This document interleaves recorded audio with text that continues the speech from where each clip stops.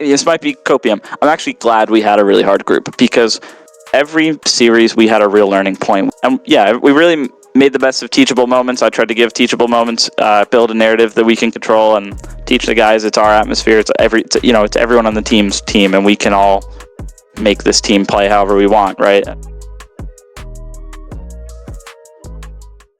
Hey guys, this is Pedro back with another interview again covering VCT Americas Kickoff. I'm here accompanied by Kaplan of Sentinels, the head coach of that team, coming off of their qualification to the semifinals slash playoffs of said competition, despite a 2-1 loss to G2. But still, Kaplan, as you said before the start of the recording, was quite a tiring day for you. So even Yeah. so, to reach playoffs, how are you feeling at this moment in time? I'm feeling great. I mean, we knew we clinched it after the first map win, and obviously it was confirmed both by refs and on the broadcast. So pumped at that point and had a big emotional celebration, high five. Hey, let's go back out there and play some more games. Now I'm really tired. After a long day, it's always hard to stay in celebration mode. Got rest to do because I got work to do. But yeah, feeling pleased that we're still in for sure. Yeah, Sassy and John Cutie mentioned during the broadcast after the series about how the team kind of made a, a put their foot off the gas pedal mentally after winning that first map of the series. Did that kind of similar thing happen for you in particular?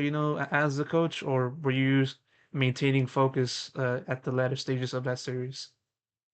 Yeah.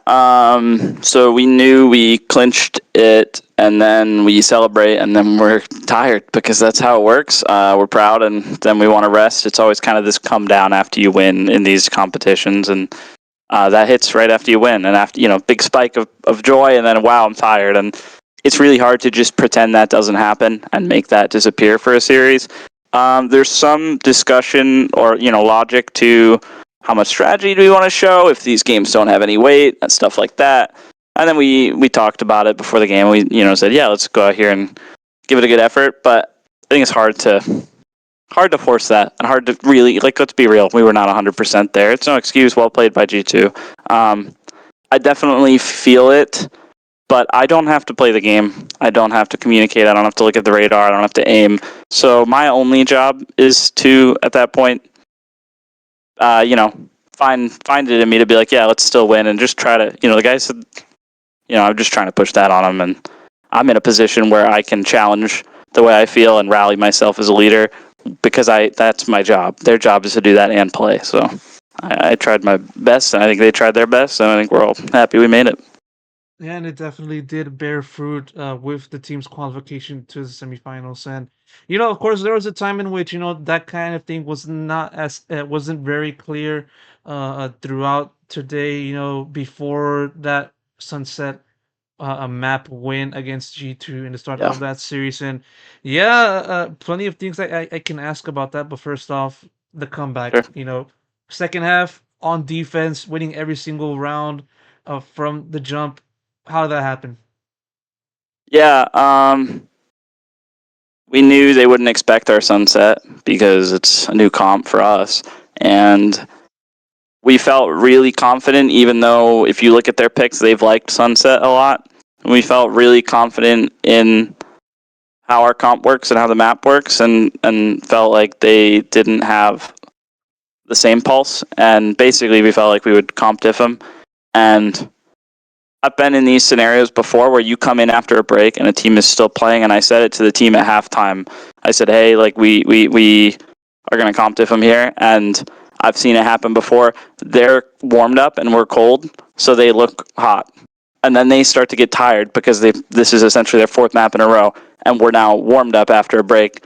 I said, hey, that 4 up there, it's 4 to 8. That's fake. That's the least, that's not a 4-8 like it normally is. And just try to give them some factors to recognize and not really be affected by the score. And I think it's to their credit, and I'm proud of them that they bought into what I was saying, and I felt like they really channeled a lot of energy. And they just sounded in control, even if we're down 48. That's great.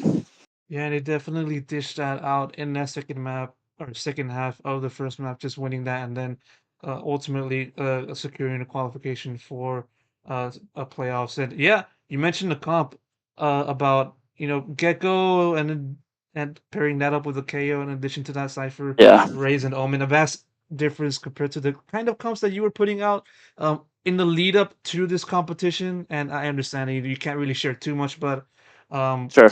what led to you guys opting for that composition, and what kind of things does like the ages like Gecko bring into the table? Yeah, I mean, I think our old comp, I still really like it too, for sure. I mean, it's hard. They both have a similar idea, the comps, right? It's double initiator, single controller, more about those team fights and less about playing slower. And Gecko's just super strong right now. He's just really good. And I think his ult, especially, is just absolute madness.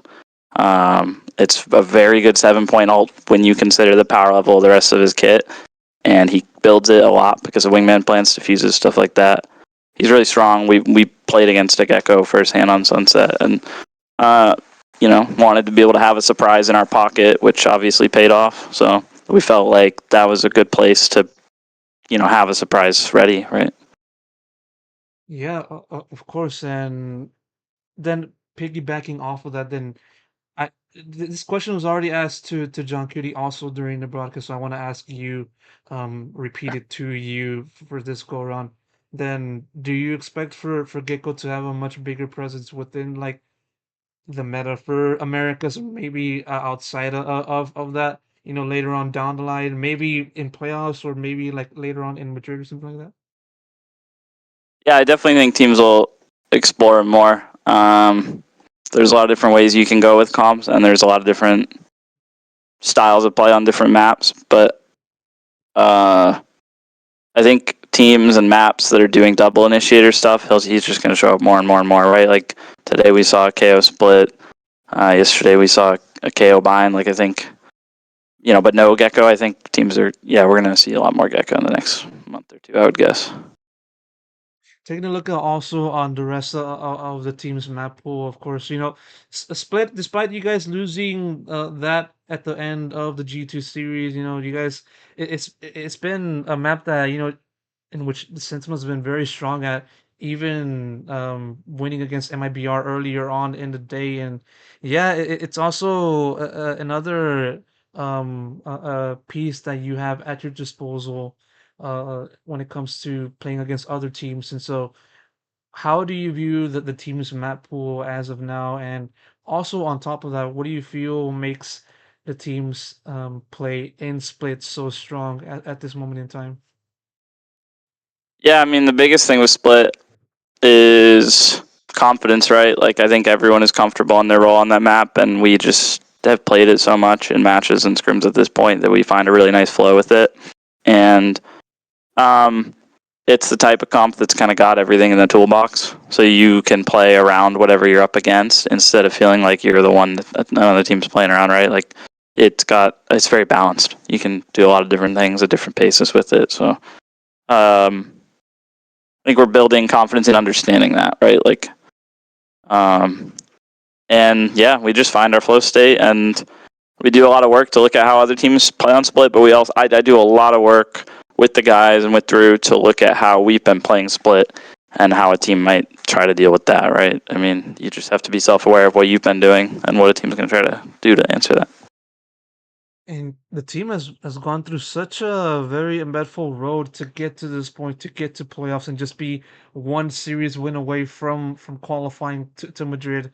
I could just read it out to you. Losing to Loud, then beating 100 Yeah. Thieves, then taking down Leviathan, taking down MIBR, losing to G2, but at that point didn't really matter as much, save for one map. A quite a long and tough road for any team to have gone upon and just reach semifinals, but you guys have done exactly that. And so, talk to me about the kind of road that the team has gone. What do you think has been the biggest challenge that you guys have experienced from your point of view, and what kind of made it possible for you guys to just stay alive at this point in this tournament? Yeah, I mean, I have so much more fun coaching this team than any team I've ever coached, and it's so much more rewarding. And a big part of that is because the team really don't take for granted the importance of the atmosphere, the culture, the energy, the storyline, the narrative we have in our mind, our kind of pillars, our sort of themes for a day or for a week. And yeah, while in it would have been sweet to have an easier group and be in playoffs right now. This might be copium. I'm actually glad we had a really hard group because every series we had a real learning point. We sounded really nervous and shaky and inconfident against Loud, and we did some things to try to shatter that. Going into 100 Thieves, and yeah, we really made the best of teachable moments. I tried to give teachable moments, build a narrative that we can control, and teach the guys it's our atmosphere. It's everyone on the team's team, and we can all make this team play however we want, right? And we can be confident, we can be relaxed, and I just saw the guys really just buy into that and do such an incredible job, just exceed all my expectations in all working together to control how we are. And that's a really important skill set for a long season. And just to be frank, the way the VCT season is designed, there's a lot of weight toward the league splits and the end of the year, and there's not a lot of weight here. You get 3, points toward champs for winning the whole kickoff, and you get 3 for winning the whole Masters, and that's it. So I'm glad that we have had a lot of learning experiences and grown a lot in just 2 weeks. And had we been in a different group or had different wins, that might not have been true, and that might come back to bite us later. So sorry, that was a long-winded answer, but I care a lot about it.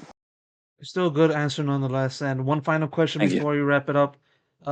NRG, your next opponent and the only obstacle left for you guys to finally make it back to an international land for the first time in around 3 years. And Yeah. so, what's your expectations and thoughts on NRG? Yeah, I think they're a good team, and obviously a very clever coaching staff and a pretty big coaching staff at this point, right? I think Chet's got a lot of he knows how to get the right help, and they're a team that know how to play at different paces, slow down, and stuff like that. So I think we have to be really, we came through this gauntlet where we showed so much, so we got to be pretty aware of our mistakes. We really have to clean up our mistakes, right? It's not just a team that's going to play their own game. I think they'll try to capitalize on our mistakes. They're a tough team. I'm really excited for the challenge to take them on.